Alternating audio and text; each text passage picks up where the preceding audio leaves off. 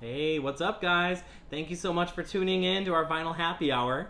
This is Skylar from Culture Shock Clothing and Records, and we have so many cool features to show you. We've even got a couple bands doing box sets for their 50th anniversary. We've got a kind of a choice rare goodie with a really cool cover, and some going back to the roots of some grunge and some punk also. So there's a lot to get through, and that's kind of why we're doing this. So with our Vinyl Happy Hour, what we're doing is combing through some treasures that you might find in the used record sections, plus featuring some new releases, because there's a large amount of different record labels and bands putting out different releases every Friday. So we know it can get kind of frustrating when you're record shopping or trying to figure out what's going on in the new and used release world. So have a drink with us every Thursday for Vinyl Happy Hour, as we feature at least 5 records that we think you should know about, and a drink. So tonight I'm really happy to be showing off something local. I actually haven't had much of it to drink yet, but I'm going to have more of it. Usually I feature a bourbon. That's usually my taste and what I drink. I don't care for beers that much. This one kind of hits my palate a little nicer. It's also a really cool feature that it's local. It's from our very own Pig Minds Brewing right here in Rockford. Are they in Loves Park? I don't know. But anyway, Rockford area, local enough. Another really cool thing about this band, McChesney Park, sorry. So another really cool thing, though, about Pig Minds Brewing Company is their locally brewed beers. They have a vegan restaurant with lots of delicious dishes, and we're also spinning records there. This Friday night, we're doing a Culture Shock Vinyl Night, so it's a fun place to hang out, have a drink, have some food, and hear some records being played. This one, though, is the favorite beer I've had from there. It was a gift to us, actually, last time that we were spinning records there. This is their Joe Daddy. It's an Imperial coffee stout. I've had a lot of other beers like this that, you would think would be really thick, heavy. This one's actually kind of sweet. It's more like almost like a cold brew coffee or something. It's made with a lot of brown sugars also, and is aged in a barrel, and some molasses, but it's not as sweet as you might think. It's a lot thinner, actually, than some of those other beers I've had that have a little bit of a stout or coffee flavor. And it's very smooth. Even a little fruit taste comes out of it somehow, but not as sugary as you would think, hearing about all the molasses and brown sugar they put into it. Just a really great drink. Comes in a really nice big bottle. Very easy to finish in a couple of glasses. They even use locally roasted coffee from Jadabug with this, so it's a very local one. Small batch crafted beer. Super tasty, really good, nice and ice cold. For sure. So definitely check out Pig Minds and some of the other beers they have. The Flight is cool. You can try all their different beers. I want to jump into our first release, though, which comes from an older band that was pretty short-lived, Green River. These guys are kind of the fathers of grunge, almost. Especially when you find out that members of the band went on to be in the band's Mudhoney, which you probably have heard of. Seattle area grunge band. Mother Love Bone. And then some of those guys went on to be in the band, I'm sure everybody knows, Pearl Jam.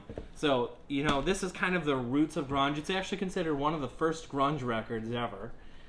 It came out on Homestead Records like 1984, I think, which was doing mostly indie rock and punk rock. This band sounded different, though. They were punk, but they also had a little bit of a glam sound, even a little bit of metal sound. Jackpot Records has done a really special reissue of this. From the original master tapes, which some of the people who mastered it and recorded it also ended up recording later for Soundgarden and Nirvana. And this version here includes an unreleased bonus track. And here's from the original taping, I think, that's got the printout notes and stuff that were on it. And it's on kind of a clear pink vinyl, which is super cool. Limited version of that. Definitely, you got to check them out. A lot of people actually probably haven't heard of them because their stuff wasn't widely released. And it was just so early in the grunge game. But definitely worth going back and checking that out. This release comes out tomorrow, this Friday. So we got a few of those in at the store. We're talking about the beginnings of grunge and stuff like that. So I have to really quickly mention also there is a reissue of a 45 from the band The Germs. And it's just like the original packaging that came out in '78. It's got their classic blue logo on the label.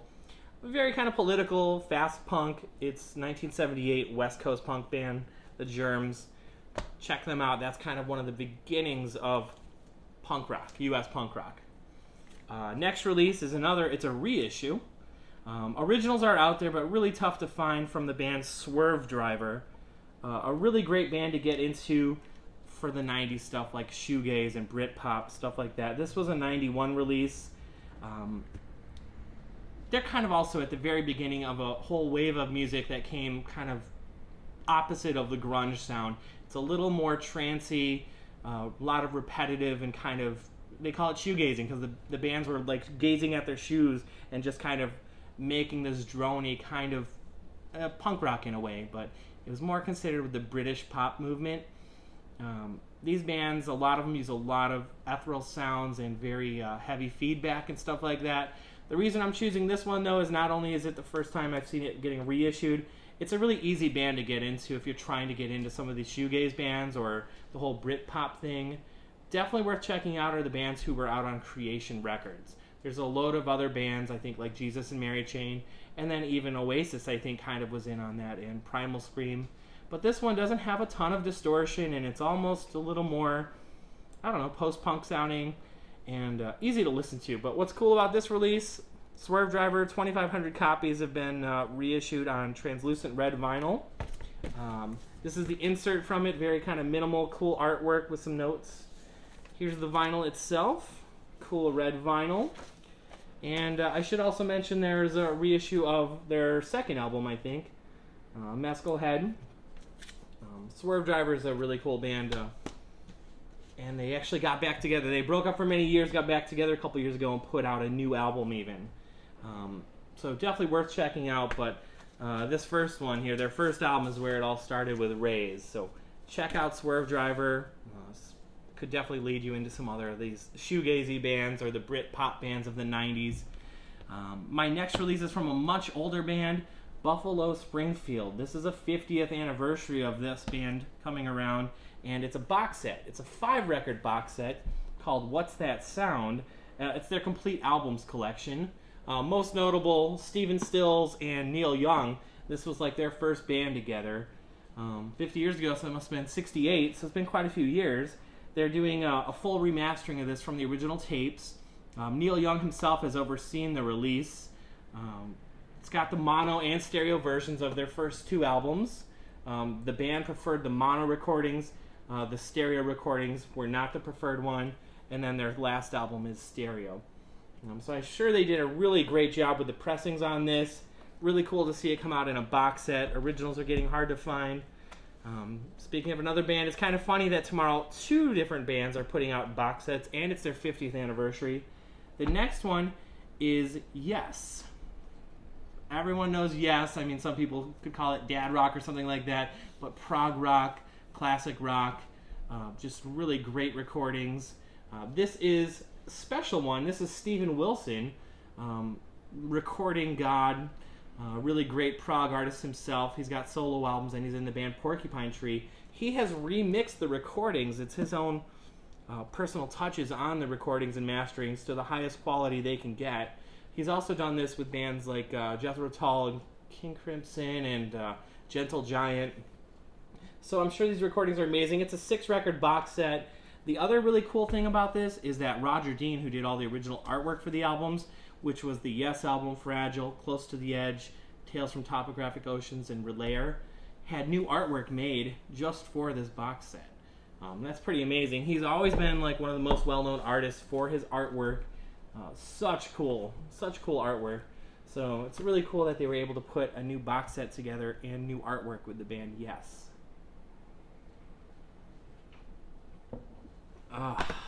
So nice. My next one is another band that's an older band, Captain Beyond.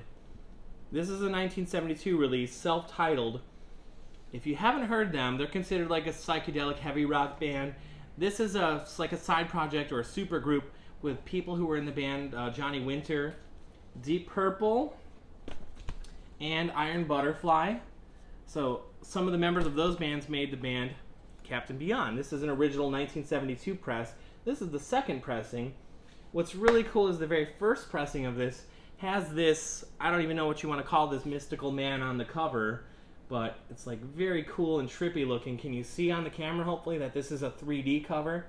The first pressing of this has that 3D kind of really cool, trippy looking artwork.